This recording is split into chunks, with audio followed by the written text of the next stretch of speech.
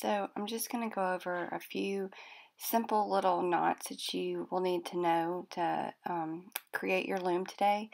The first is just a basic knot, taking 2 end pieces, crossing it over, taking the piece that's on top, you can see the one that's laid on top, and then looping it under and finding it through the hole that you create.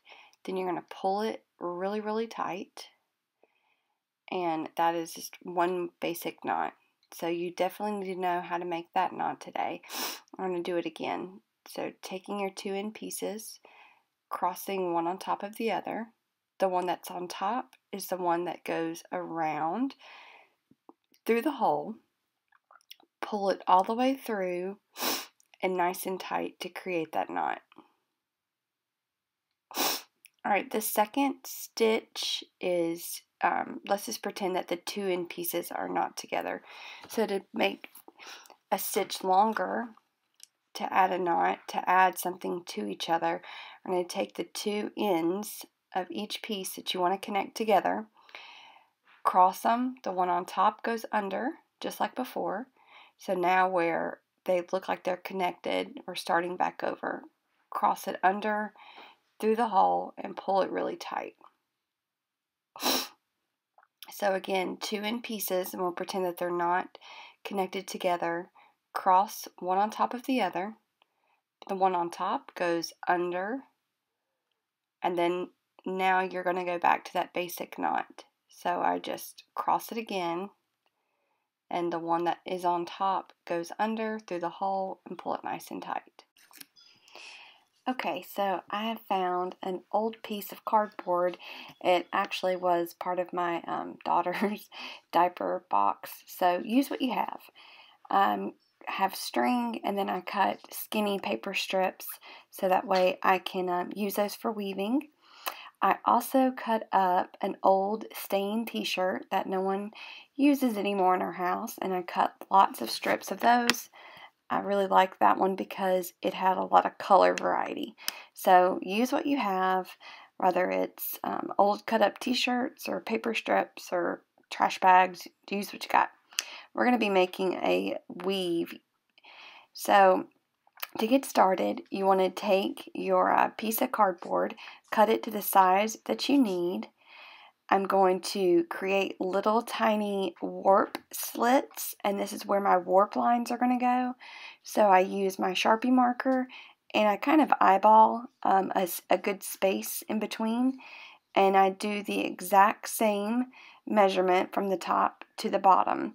This will make sure that everything is equal and easy to use. The next thing you're going to do is take a pair of scissors, and you're going to very carefully cut into the cardboard. You don't want to cut all the way through, just cut on those little short lines. This is going to help keep your string intact. So whatever you do on the top, you do on the bottom.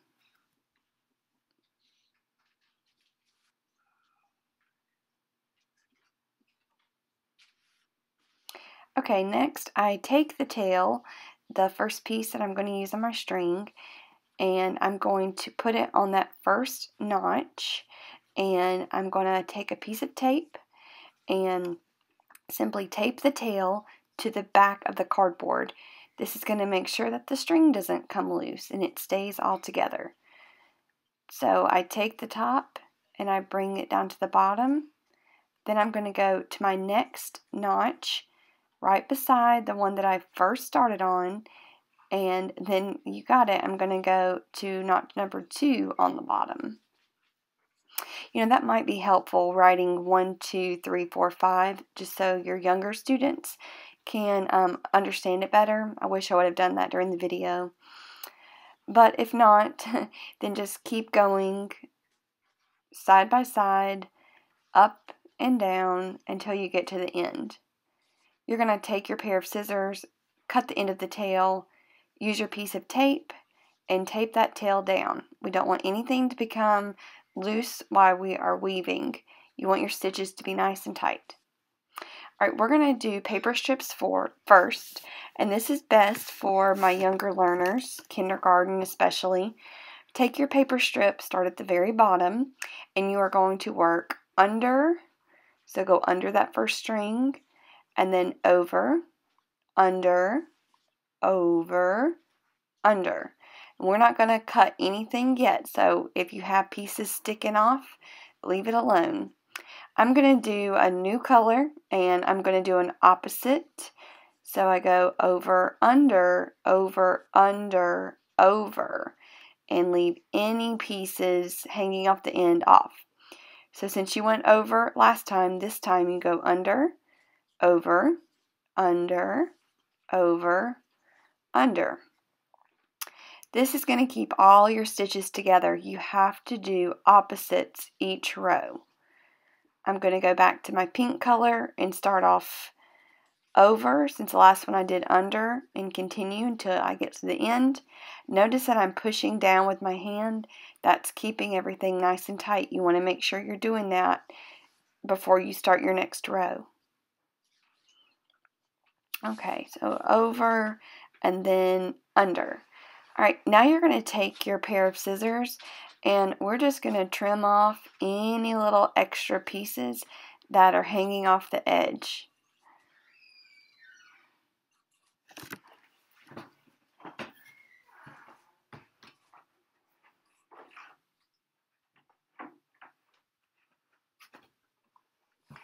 Alright, and there you have it, our first weaving with paper. And that's easy to pull out. So if you want to practice, this is a good way to practice. Use different colors, and don't be afraid to use different mediums, use different things for this. Alright, so I'm back to my t-shirt cutout. I'm going to take my pieces of string and I'm just going to do a basic knot together. So going over and then crossing again, pulling under the top one and through the string. So earlier when I was showing you how to make those knots, so this part would be simple. You might not need to do this step if you're choosing to not use t-shirt, but if you are making t-shirt yarn, you want to connect a lot of pieces together. It's just going to save you some time. This one I just do a little slip knot, so I'm going to take my fingers, wrap it around the string, find the hole, and then cut off any little tails off of that knot. So, I mean, it's not perfect, but we're just trying to learn here. I kind of think it looks cool adding all the different colors and making a basic knot, tying, pulling through. I'm going to double knot that one.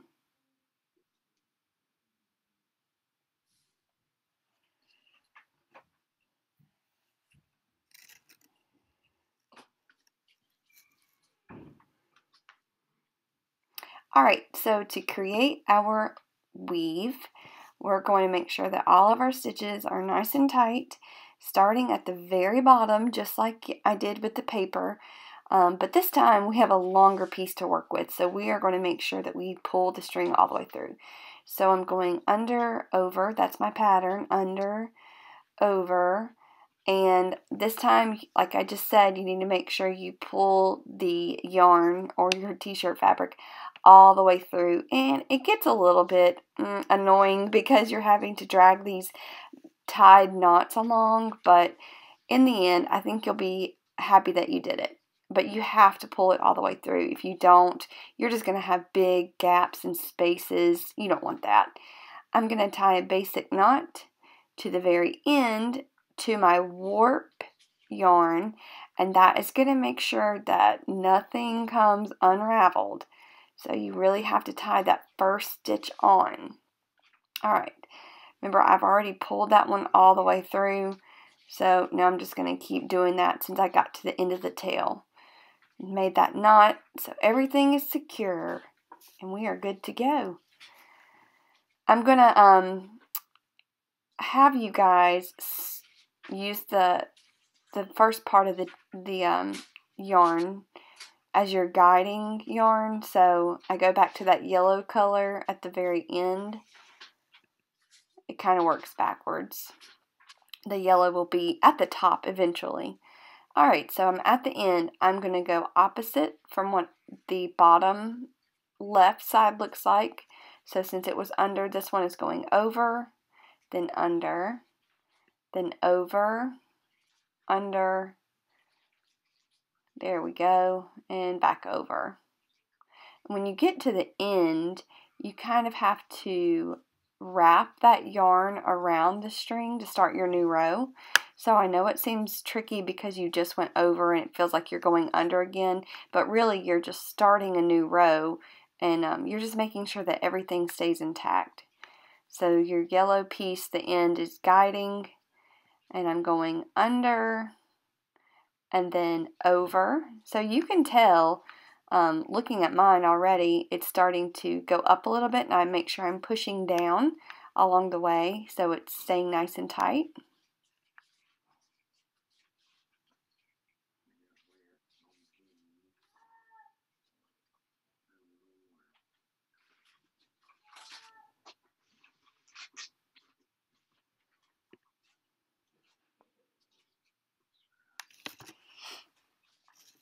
And then just repeat that step over again. So going to the end all the way until you get to the top. Alright, now we are at the top of our stitching, and I have a tail that is not connected. So when you get to the end and you're at the top, you're going to do the same exact thing that you did from the very beginning. I'm going to take that end, create a loop, pull that tail through the hole, and I'm going to do that one more time. This time I'm going to tie it to the warp string, make a hole, find the end, find the hole, put the tail through the hole. There we go. All right, and pull it nice and tight. All right, you can leave it on your loom, but maybe you want to do your loom and create something new. So if you want to take this off, again, make sure everything is tied on tight. I'm going to flip it over on the back side, and I'm going to simply, well, it's a little bit tricky because everything's really tight, so be very careful with how you are controlling those scissors. And you're just going to cut that string off right down the middle. Down the middle is best because it'll give you the same amount of string to use on either side. And all I'm going to do with those end pieces is that you don't want to pull those out because that's kind of keeping everything together. You want to tie those together. And you can tie them tight like the one that I did earlier, or you can tie them on a rod and hang those. I've seen a lot of that hanging. It's kind of trendy right now, these yarn weaving hangings on rods. If you don't have rods, you can use a pencil or you know, anything that you have available, paintbrush, marker, or hang it up using a push pin. Maybe you don't want to hang it up. Maybe you want a little coaster. Put your glass of milk on when you're eating your Oreo cookies at night. I'm just kidding. Nobody likes Oreos.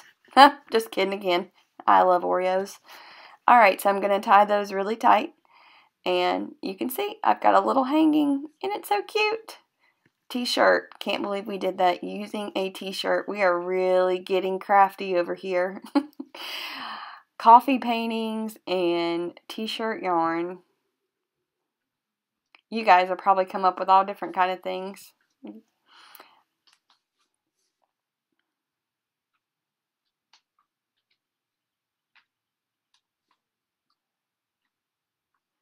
Alright, tying that last knot on there.